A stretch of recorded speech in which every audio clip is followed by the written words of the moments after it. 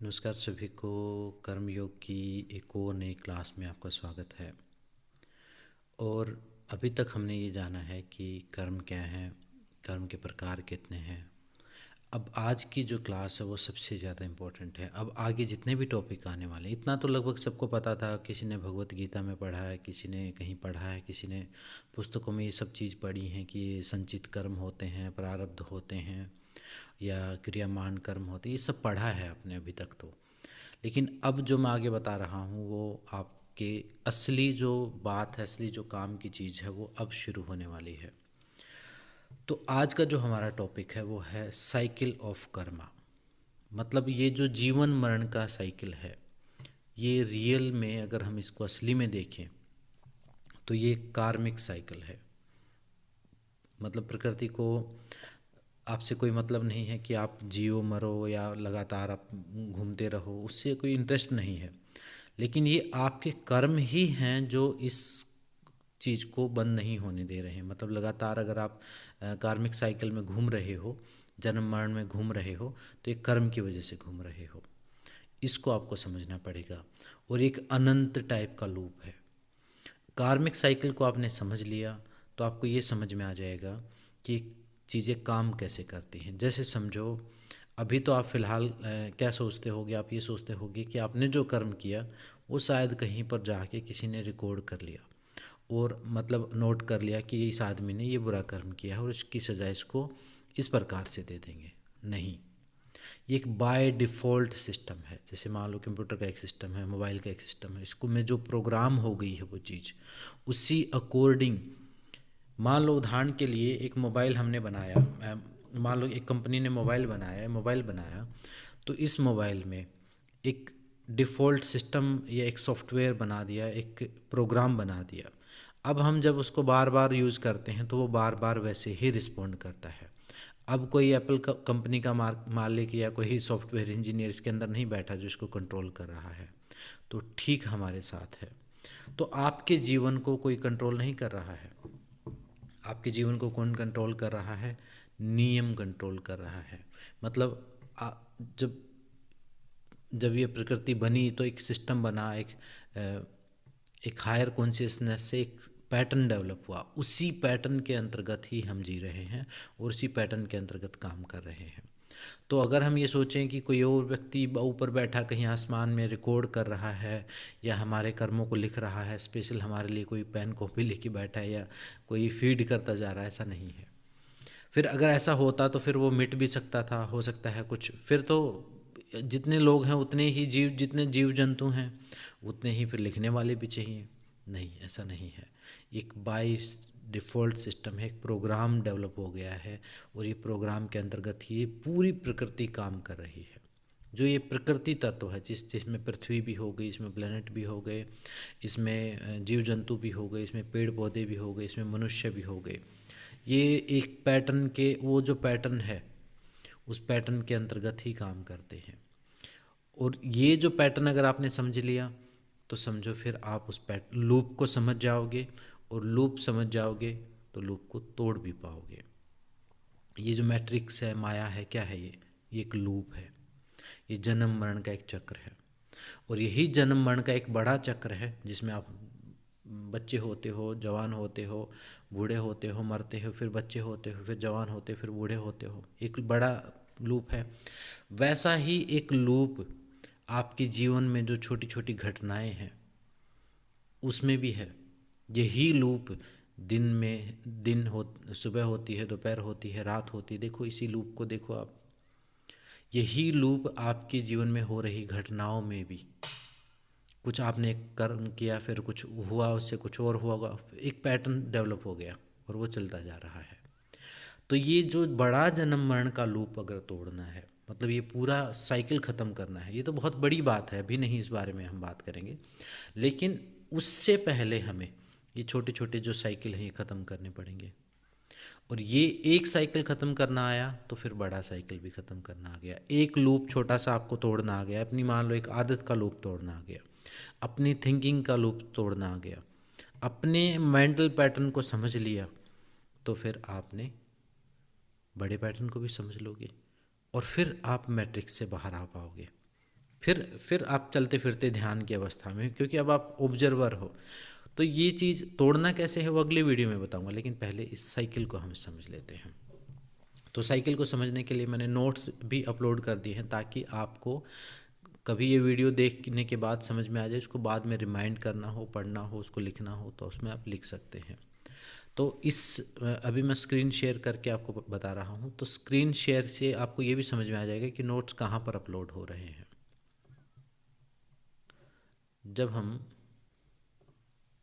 जब आप कोर्स खोलेंगे तो ये जितने भी कोर्स के टॉपिक हैं, जो ये मार्क है, ये जो मार्क है, ये है क्या है, ये है आपका वीडियो का मार्क। और ये यहाँ पर ये जो स्टार जैसा दिख रहा है, ये अभी मतलब अभी ये टॉपिक बने नहीं हैं, अभी मैं इनको रिकॉर्ड करता जाऊँगा, इनमें वीडियो अपलोड करता जाऊँगा। और ये डॉक्यूमेंट टाइप का, मतलब यह ये नोट टाइप का है। इस पर आप जब क्लिक करोगे,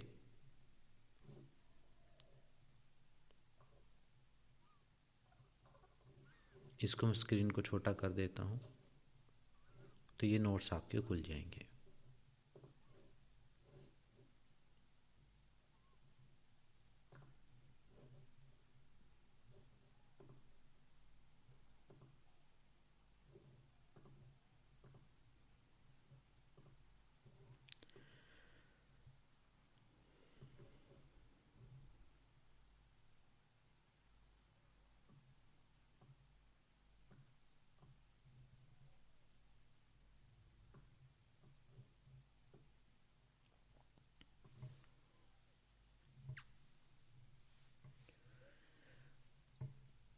अब ये समझो कि कार्मिक साइकिल क्या चीज़ है।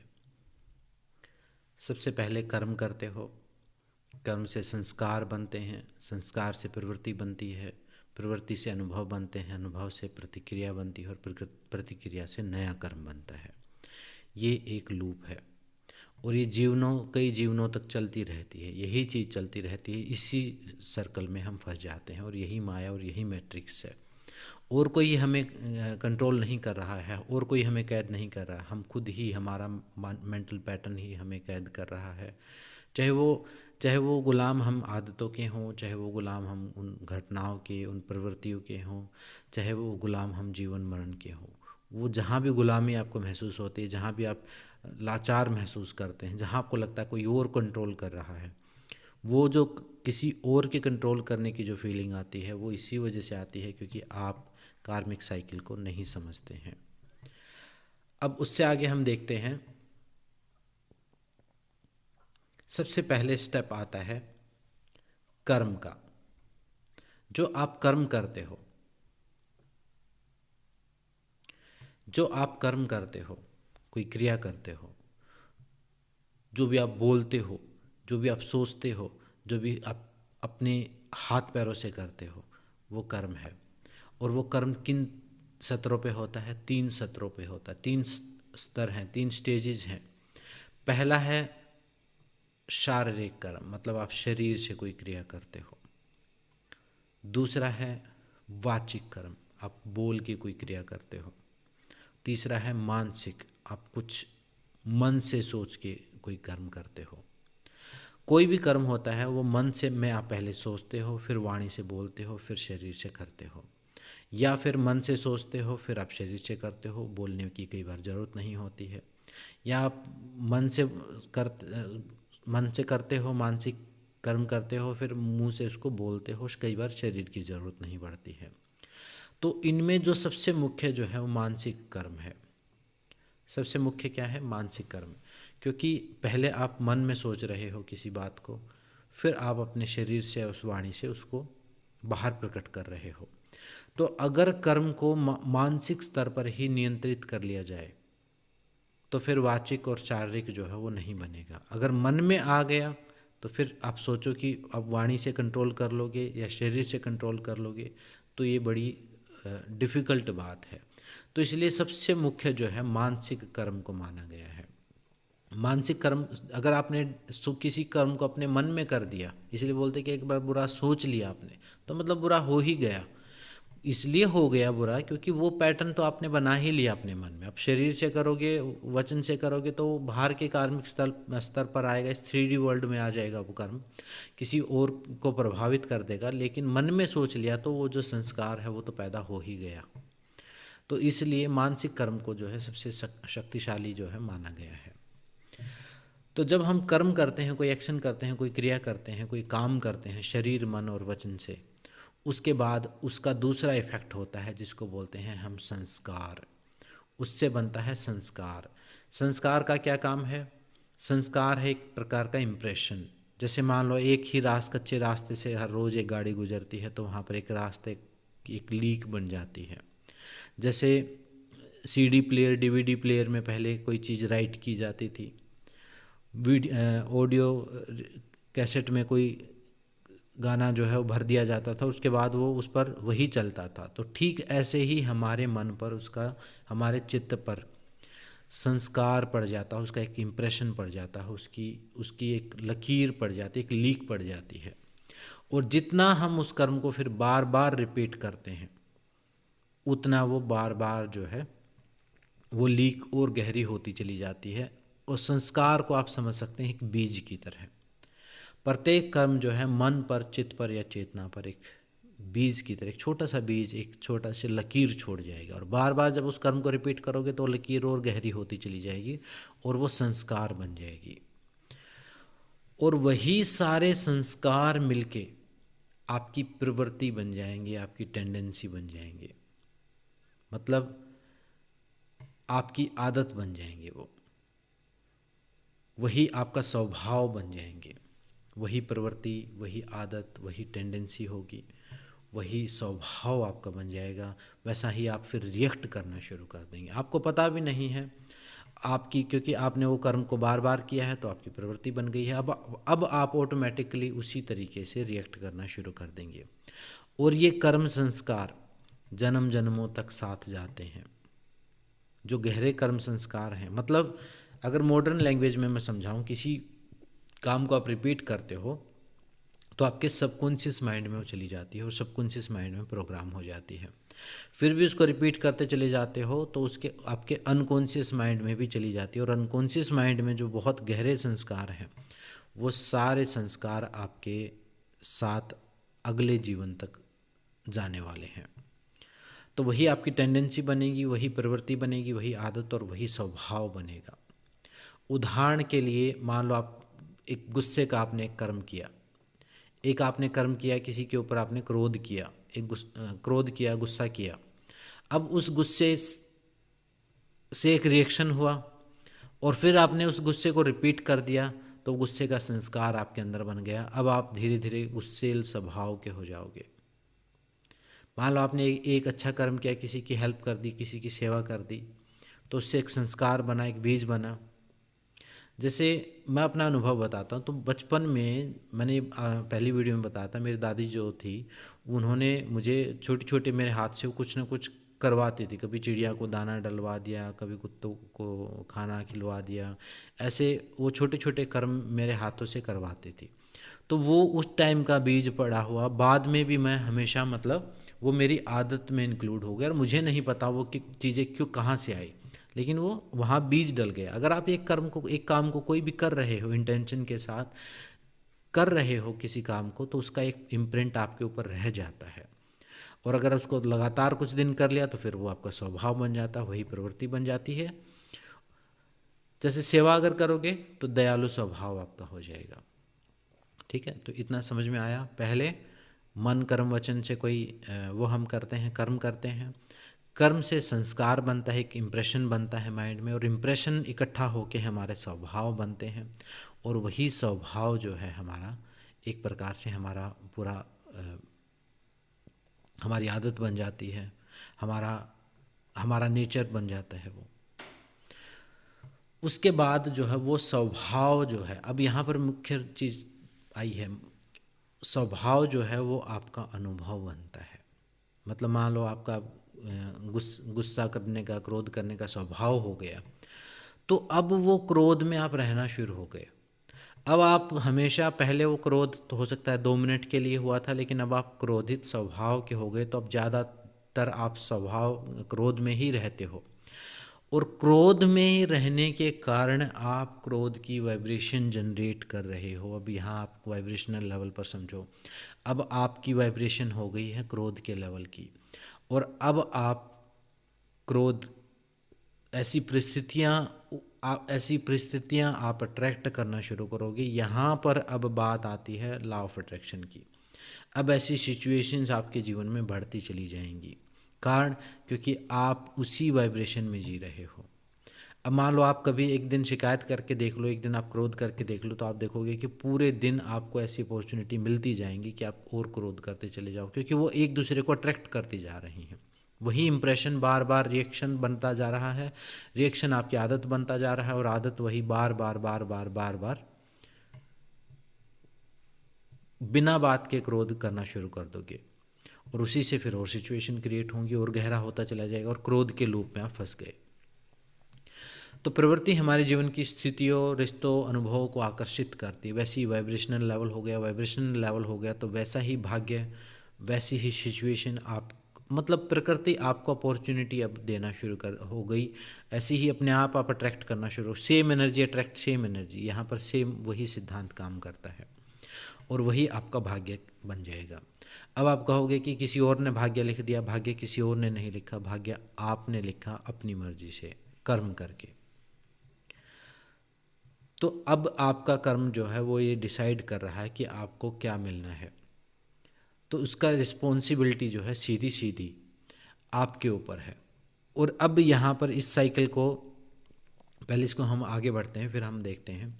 तो वही भाग्य जो है, वही जो अपॉर्चुनिटी आएगी फिर आपकी तरफ, अब वो घटना आएगी, अब आप फिर प्रतिक्रिया उसी रूप में दोगे, सेम तरीके से फिर प्रतिक्रिया दोगे, फिर एक नया कर्म पैदा हो जाएगा, फिर एक नया इंप्रेशन पैदा होगा, फिर एक नई अपॉर्चुनिटी आएगी, फिर एक नई घटना घटेगी, फिर आप सेम तरीके से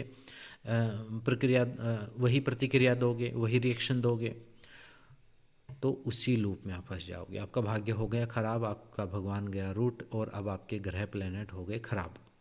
अब आप उसको कुछ भी नाम दे सकते हैं, लेकिन वो शुरू कहाँ से हुआ है? आपके कर्म से। अब जब घटना आती है हम उसे प्रतिक्रिया देते हैं, वही एक नया कर्म बनता है, और यही एक लूप चलता रहता है। जैसे मान लो, अब यहाँ मुख्य चीज़ समझनी है, अब आपकी प्रतिक्रिया, अब जब आप रिएक्ट करते हो, मान लो आपके पास, आप एक क्रोध का हमने उदाहरण लिया है, तो एक क्रोध का हम एग्जाम्पल हमने लिया है, तो इसी को हम समझते हैं। मान लो कोई आपके सामने घटना हुई जहाँ आपको क्रोध करना था, अगर आपने क्रोध किया तो एक और नया कर्म पैदा हुआ, संस्कार पैदा हुआ, प्रवृत्ति, आदत, अट्रैक्शन, मतलब आपने और क्रोध को अट्रैक्ट कर लिया। अब आपको पता है कि ये लूप आपको ही, आपकी कर्मों की वजह से है। अब की बार आपने अच्छी प्रतिक्रिया दे दी, अब की बार जो रिएक्शन आपने दिया है वो अलग तरीके से दे दिया, पहले के तरीके से नहीं दिया। अब आपने रिएक्शन को क्या किया? अब आपने रिएक्शन को शांत तरीके से दिया, सामने वाले को माफ़ किया, सामने वाले से शांति से बात की, उस सिचुएशन को अंडरस्टैंड करने की कोशिश की, क्योंकि अब आपको ये समझ में आ गया, अब आपको ये समझ में आ गया है कि यही चीज़ जो है मुझे बाहर नहीं निकलने दे रही है। अगर मैं वैसा ही करता रहूँगा जो मैं पहले कर रहा था, ये क्रोध का उदाहरण है, ये किसी भी रूप में हो सकता है, ये धन के मामले में हो सकता है, ये काम के मामले में हो सकता है, ये रिलेशनशिप्स के मामले में हो सकता है। अगर आप सेम तरीके से रिएक्ट करते रहोगे तो सेम पैटर्न रिपीट होता रहेगा। जैसे ही आपने अलग तरीके से प्रतिक्रिया दी कि पिछली बार मेरे साथ ऐसे हुआ था, अब की बार मैं अलग तरीके से, अब की बार मैं क्रोध नहीं करूँगा, अब की बार मैं अलग तरीके से जवाब दूंगा, अब की बार मैं सामने वाले को अंडरस्टैंड करूंगा, अब की बार मैं अलग एंगल से समझने की कोशिश करूंगा। हालांकि आप बेशक नहीं समझ पाओगे, हो सकता है आप बहुत कई बार सिचुएशन ऐसी नहीं समझ में आती, लेकिन आपने कोशिश की, तो अब आपने उस लूप को थोड़ा सा तोड़ दिया है, अब उस पैटर्न को आपने थोड़ा सा तोड़ दिया है। और जैसे फिर बार बार अगली बार फिर ऐसी सिचुएशन पैदा होगी, अब की बार पहले से हल्की होगी, और जैसे ही आप अपना रिएक्शन चेंज कर देंगे तो ये लूप ही समाप्त हो जाएगा। अब जैसे मान लो अच्छी प्रतिक्रिया दी आपने, तो उसने शुभ कर्म पैदा कर दिया। अब ये शुभ कर्म जो है और शुभता को अट्रैक्ट करेगा। अगर आपने खराब प्रतिक्रिया दी, खराब रिएक्शन दिया, मान लो क्रोध की अपॉर्चुनिटी आए, आपने चिढ़ के जवाब दिया, क्रोध किया, तो फिर वो अशुभ कर्म हो जाएगा और अब अशुभता आपकी तरफ आनी शुरू हो जाएगी। इस प्रकार से काम करती है ये चीज़ें। तो नया कर्म बनता है, हमारी प्रतिक्रिया जो है नया कर्म जोड़ देती है, और यही नया कर्म फिर संस्कार बनता है, प्रवृत्ति बनता है, अनुभव बनता है, प्रतिक्रिया बनता है, और इस चक्र को जारी रखता है। तो यही है कार्मिक लूप, कार्मिक साइकिल। इसको कौन तोड़ सकता है? उदाहरण के लिए देख लो, उदाहरण यहाँ पे लिख दिया है मैंने। जैसे मान लो आपने क्रोध किया तो एक अशुभ ऊर्जा पैदा की, अशुभ ऊर्जा से उस क्रोध का संस्कार आपके अंदर पैदा हुआ, वही संस्कार थोड़ी थोड़ी बात पर चिढ़ने की प्रवृत्ति आपकी बन गई, वही फिर प्रवृत्ति जो है वो रिश्तों में तनाव आना शुरू हो गया, रिश्तों में तनाव आना शुरू हुआ तो और गुस्सा आना शुरू हो गया, और गुस्सा आया तो फिर नया रिएक्शन पैदा किया आपने, और एक चक्र होता चला गया और मजबूत होता चला गया, वो लूप और स्ट्रोंग होता चला गया। तो इस तरह व्यक्ति अनजाने में खुद ही अपना जीवन जो है बिगाड़ रहा है। कोई बाहरी शक्ति, कोई बाहरी चीज़ें जो हैं उसको कंट्रोल नहीं कर रही हैं। जैसे योग सूत्र में बताया है, क्लेश मूल है कर्माशय और दृष्टा दृष्ट जन्म वंदनीय। मतलब जो क्लेश से ही जो है कर्म पैदा होते हैं, और कर्म से ही कर्माशय बनते हैं, और कर्माशय ही दृष्टा, और जो यानी जो आत्मा है उसके जन्म मरण का कारण बनता है, और उसी लूप में फंस जाता है। योग सूत्र में यही फॉर्मूला जो अभी मैंने आपको बताया, यही बताया हुआ है, यही सूत्र, वीडियो भी है इसके ऊपर। ऐसे ही बताया गया है भगवत गीता में कि कर्म और विक्रम का विज्ञान जो है बहुत गहरा है, उसको बहुत सूक्ष्म तरीके से समझोगे तभी उससे बाहर निकल पाओगे, अपने आप कुछ नहीं होने वाला है। ऐसे ही उपनिषदों में बताया है कि मनुष्य कर्म और ज्ञान के अनुसार ही अनुभव प्राप्त करता है। तो ये साइकिल बार बार रिपीट क्यों होता है? ये जो हमारे जीवन में घटनाएं होती हैं, मान लो कोई रिलेशनशिप की समस्या है, कोई आर्थिक स्थिति है, कोई मानसिक पैटर्न है, कोई भावनात्मक प्रतिक्रियाएं हैं, कोई आदतें हैं, ये सब क्यों दोहराती हैं? क्योंकि सेम संस्कार, सेम रिस्पॉन्स, सेम कर्म, सेम भाग्य, यही चीज़ रिपीट होती रहती है। कब तक रिपीट होती रहेगी? जब तक आप अपने कर्म को बदल नहीं दोगे, आपका जो रिएक्ट करने का तरीका है वो चेंज नहीं हो जाएगा, तब तक वो चीज़ जो है रिपीट होती रहेगी। ये था कार्मिक साइकिल। अब इसको किस प्रकार से घटनाएं अट्रैक्ट करते हो वो मैं कई बार बाकी और वीडियो में, हीलिंग कोर्सेज में भी मैं बता चुका। वाइब्रेशनल लेवल पर मान लो आप लो वाइब्रेशन में रहोगे, तो मान लो एक उदाहरण, में एक सामान्य उदाहरण देता हूँ। जैसे आसमान है, आसमान में बहुत सारे पक्षी उड़ते हैं। एक पक्षी उड़ता है, एक चिड़िया उड़ती है एक लेवल पर, कौवा उड़ता है और नीचे, मुर्गी उड़ती है और नीचे, और कुछ पक्षी हैं जैसे बाज उड़ता है बहुत ऊंचे लेवल पर। अब आप जिस लेवल पर वाइब्रेट कर रहे हो, आपकी अपॉर्चुनिटीज़, अब आप लॉ ऑफ अट्रैक्शन को यहाँ पर अप्लाई कर सकते हो। आपका आप जिस भी वाइब्रेशनल लेवल पर हो, अब आप बाज के लेवल पर हो तो बाज को ही आकर्षित करोगे। उसी लेवल के लोग, उसी लेवल की सिचुएशन, उसी लेवल की घटनाएं आपकी तरफ अट्रैक्ट होंगी। जैसे बोलते हैं ना कि चोर को चोर ढूंढ लेता है, नशे करने वालों को आँखों में पहचान लेते हैं, तो उनकी तरफ ही वो अट्रैक्ट होते हैं। तो वो वाइब्रेशनल लेवल है। अब आप देखो कि आपको कौवे अट्रैक्ट करने हैं।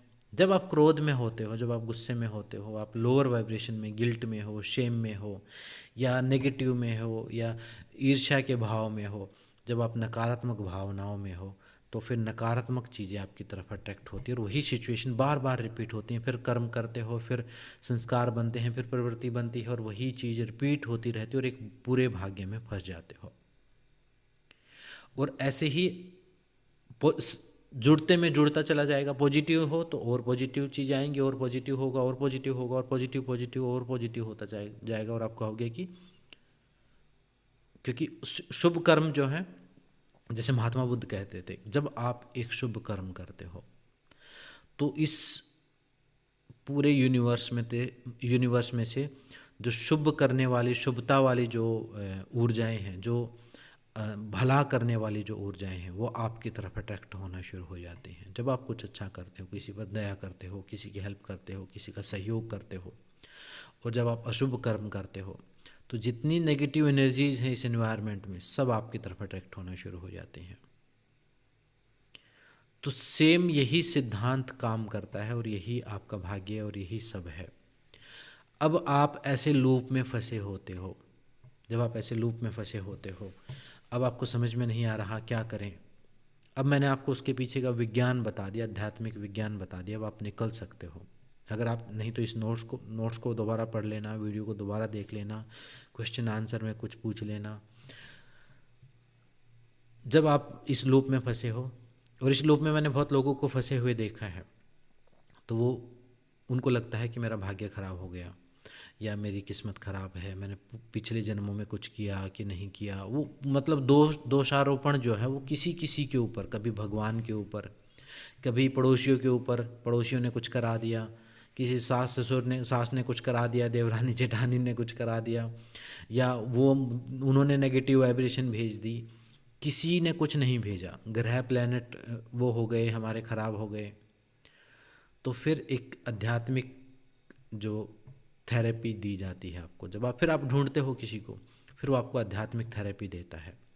थेरेपिस्ट क्या कहता है? थेरेपिस्ट ये कहता है, आध्यात्मिक थेरेपिस्ट कौन है? यही जो ज्योतिषी हैं, ओझा, तांत्रिक, ये जो भी जिनके पास भी आप जाते हो, वो आपके पास, वो आप रिस्पॉन्सिबिलिटी आपके ऊपर से हटा देता है। वो कहता है अरे अरे अरे अरे, आपकी गलती नहीं है, गलती है आपके ग्रह प्लैनेट, आपकी राहु की दशा चली है, आपकी शनि की दशा चली हुई है, कुछ कैलकुलेशन करके बता देता है, और उनका इफेक्ट भी होता है कुछ। आप वैसे ही कर्म करते हो, सेम वही ऊर्जा वाला ही खेल है पूरा।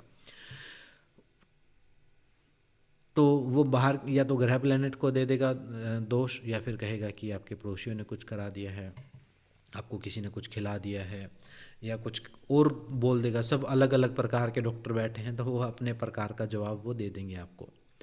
तो जैसे ही आपको अपने प्रकार का जवाब देंगे, अब आपको एक पहला तो एक रिलीफ मिलेगा, एक चैन की सांस लोगे कि मेरी गलती नहीं है, गलती किसी पड़ोसी की है, गलती किसी भगवान की है, गलती किसी और की है, मेरी नहीं है। तो एक प्राथमिक उपचार, आपको एक थोड़ी शांति मिल जाएगी। अब उसके बाद वो इलाज क्या करेगा? इलाज आपको वो या तो कुछ दान देने का कुछ बता देगा, सही, अगर सही थेरेपिस्ट भी है, मतलब वो बेशक ओझा तांत्रिक ज्योतिषी है, अगर वो सही है तो आपको वो कुछ ना कुछ ऐसी चीज़ दे देगा जिससे आपका वो पैटर्न टूटे। आपको कुछ कोई सेवा का काम दे देगा, कहीं ये दान कर दो, ये कर दो, ये यज्ञ कर दो, ये पूजा कर दो, ये हवन कर दो, ये मंत्र कर लो, ये कुछ कर लो, ऐसा अच्छा काम बता देगा जिससे आप एक शुभ कर्म करना शुरू करोगे, और शुभता के उस अशुभता के लूप से शुभता के यानी सकारात्मकता के लूप में चले जाओगे, शिफ्ट हो जाएगा।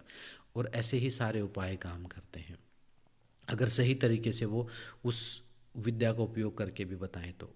लेकिन आज के दिन तो शुभ कर्म के बारे में नहीं बताया जाता, कुछ ऐसी चीज़ें बता दी जाती जिनको सुन के हंसी आती है, और उससे कुछ होना नहीं, उससे वहम पैदा होना है, उससे भ्रम पैदा होना है। तो वो उस विद्या की भी हानि है, वो मानसिक गुलामी भी पैदा करता है, और वो जो बता रहा है वो भी अशुभ कर्म पैदा करके खुद के ऊपर और दुखों का, आगे उसको फ्यूचर में उसका और बड़ा परिणाम भुगतना पड़ेगा। तो आप अपने डॉक्टर, अपने हीलर खुद हैं। इस पैटर्न को आप समझो, जो भी है उसको आप अब अभ्यास क्या कर सकते हैं इस लूप को समझने के लिए। एक तो जो अगर आप कम्युनिटी में नहीं जुड़े हैं, जो योग योग मंडल संघ जो कम्युनिटी बनी उसमें नहीं जुड़े हैं, तो उसमें आप जुड़ जाएं, लिंक मेरे से आप ले सकते हैं, व्हाट्सएप मुझे कर दें। जुड़े हुए हैं तो उसमें स्वाध्याय ग्रुप में आप जुड़ो। स्वाध्याय ग्रुप में मैं आपको कार्मिक साइकिल को समझने के तरीके में बताऊंगा कि कौन सी चीज़ आप लिखो। एक समस्या को पहले आप लिख लो, फिर उस समस्या के पैटर्न को आप धीरे धीरे जैसे जो बताया है उसी सीक्वेंस में अगर आप कल जो नेक्स्ट वीडियो होगी उसमें मैं तोड़ना बताऊंगा कैसे उसको करना है। तो उसको पहले अंडरस्टैंड कर लो कि आप किस पैटर्न को तोड़ना चाहते हो, फिर वो पैटर्न आपका तोड़ पाओगे। आप उसको पहले समझना पड़ेगा तभी तोड़ पाओगे। और जिम्मेदार, चाहे मैं कहूँ चाहे ना कहूँ, सिर्फ आप ही हो। चाहे आप मानो चाहे ना मानो, आप ही हो, आपके कर्म ही है। अगर बाहर की शक्तियाँ जो हैं वो तभी हेल्प करती हैं, वो शुभ, मान लो कोई शुभता की कोई शक्ति है वो अट्रैक्ट हो रही हैं, तो जब हो रही हैं जब आप कुछ शुभ कर रहे हो। कभी भी नकारात्मक शक्तियाँ सकारात्मक व्यक्ति की तरफ अट्रैक्ट नहीं होंगी, उसके लिए आपको नकारात्मक होना पड़ेगा। जब आप नकारात्मकता में हो, भय में हो, शेम में हो, वो आगे और भी एक्सप्लेनेशन मैं आपको दूंगा कैसे उन चीज़ों को समझना है। तो इस अशुभता के साइकिल को समझ लो, ये शुभता का भी साइकिल है। ये वो जो बात है कि निष्काम कर्म करने हैं, फल की इच्छा नहीं करनी है और मुक्ति है, वो बड़ी बड़ी टर्म्स हैं, वो अभी नहीं समझना। आप महात्मा बुद्ध की फिलोसफी आप पढ़ोगे, योग की फिलोसफी पढ़ोगे, जो मैं ज़्यादातर जो फॉलो करता हूँ, मतलब भगवान शिव का दिया हुआ ज्ञान जो योग है वो, और महात्मा बुद्ध का जो दिया हुआ है वो, दोनों ने ही क्या बताया है। योग में बताए हैं यम, सत्य, अहिंसा, अस्तेय, ब्रह्मचर्य। और महात्मा बुद्ध ने क्या बताए हैं, शील, कि झूठ नहीं बोलना, चोरी नहीं करना, नशा नहीं करना, व्यभिचार नहीं करना, हिंसा नहीं करना, यही शील दिए हैं। ये 5 शील दिए हैं महात्मा बुद्ध ने, योग ने 5 यम दिए हैं। सबसे पहले इनको फॉलो करने के लिए बोला है। क्यों बोला है? वो क्यों नहीं कह देते कि बैठो आंखें बंद करके सीधे समाधि लगाओ? नहीं लग सकती, क्योंकि कार्मिक साइकिल नहीं टूटेगा।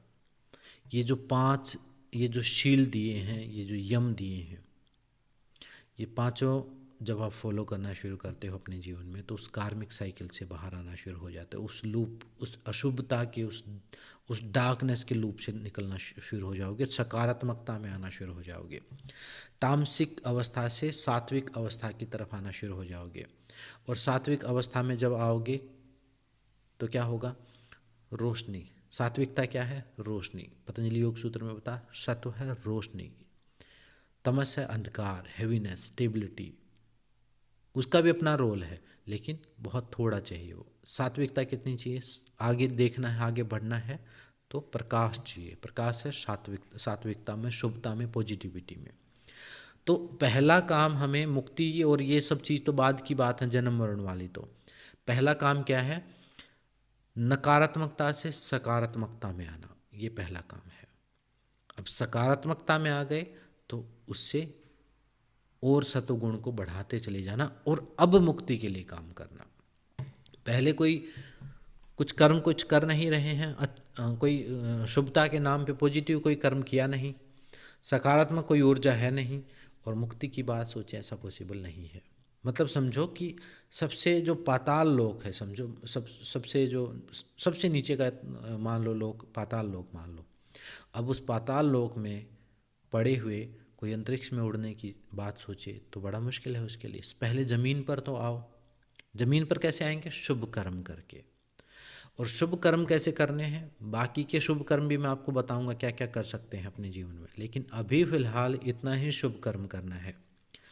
जब आपके पास कोई अपॉर्चुनिटी है, जब कोई सिचुएशन पैदा हो गई है ऐसी जहाँ आप क्रोध कर सकते हो, जहाँ आप दुख पैदा कर सकते हो, नेगेटिव कर सकते हो, उस समय 1 सेकंड रुक के आप समझो कि नहीं, अगर मैंने ऐसा किया तो ये लूप बनेगा और मैं इससे बाहर नहीं आ पाऊँगा। तो उस समय डिफरेंट टाइप से कैसा रिस्पोंड करोगे वो आपके ऊपर डिपेंड है, क्योंकि हर व्यक्ति की मानसिक हालत, सिचुएशन अलग होती है। मैं कहूँ कि हंस के करो तो सामने वाला और गुस्सा हो जाए आपके ऊपर। कई बार साइलेंट होके हो सकता है, कई बार थोड़ा इग्नोर करके हो सकता है, कई बार एक पानी का गिलास पी के हो सकता है, कई बार थोड़ा स्माइल दे के भी हो सकता है, कई बार स्वीकार करके भी हो सकता है, कई बार माफ़ी मांग के हो सकता है। डिफरेंट तरीके से रिस्पॉन्ड कर दो,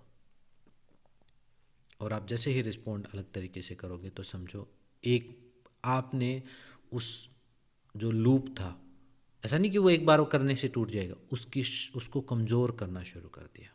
जैसे वो हर रिपीटेशन पे मजबूत हुआ था, वैसे ही हर शुभ कर्म, जैसे ही एक रिएक्शन आपने चेंज किया, वैसे ही लूप कमज़ोर पड़ा, टूटा नहीं, कमज़ोर पड़ा। फिर दोबारा करोगे फिर कमज़ोर पड़ेगा, फिर दोबारा करोगे फिर कमज़ोर पड़ेगा, और आप देखोगे और धीरे धीरे कुछ रिस्पॉन्स पॉजिटिव देने के बाद ही, वो किसी भी सिचुएशन में हो सकता है। आप ये देखना कि जब आपके सामने अपॉर्चुनिटी है कि मैं पॉजिटिव रिस्पॉन्स करूँ कि नेगेटिव, तो आप पॉजिटिव सकारात्मक रिस्पॉन्ड करो। तो उस समय जब आप करते चले जाओगे, कुछ टाइम करोगे, तो आपकी शक्ति बढ़ती चली जाएगी। अब सिचुएशन आपके कंट्रोल में आती चली जाएगी। आप सकारात्मक आप मान लो मेरी बात सुन के और पुस्तकों में पढ़ के आप सकारात्मक पॉजिटिव रिस्पॉन्स करना शुरू कर देते हैं, आप पॉजिटिव रिएक्ट करना शुरू कर देते हैं, लेकिन इनफ नहीं करते, जितना होना चाहिए उतना नहीं करते, मतलब रिपीट नहीं करते। आप क्या करते हैं, एक सिचुएशन हुई, पहले आप उसको उल्टा बोल के जवाब देते थे मान लो, तो लेकिन अब दूसरी सिचुएशन पैदा हुई दोबारा, अब आपको पता है कि लूप तोड़ना है, मुझे इस चीज़ से बाहर आना है, तो अब आपने क्या किया, शांति से जवाब दिया, ठीक है, लेकिन सामने वाले ने क्रोध से जवाब दिया।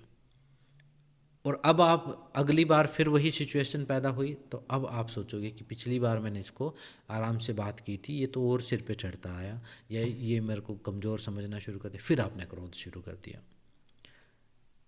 शांति रखनी है थोड़ी, पीसफुली रिपीटेशन चाहिए कि, तो इस लूप को तोड़िए।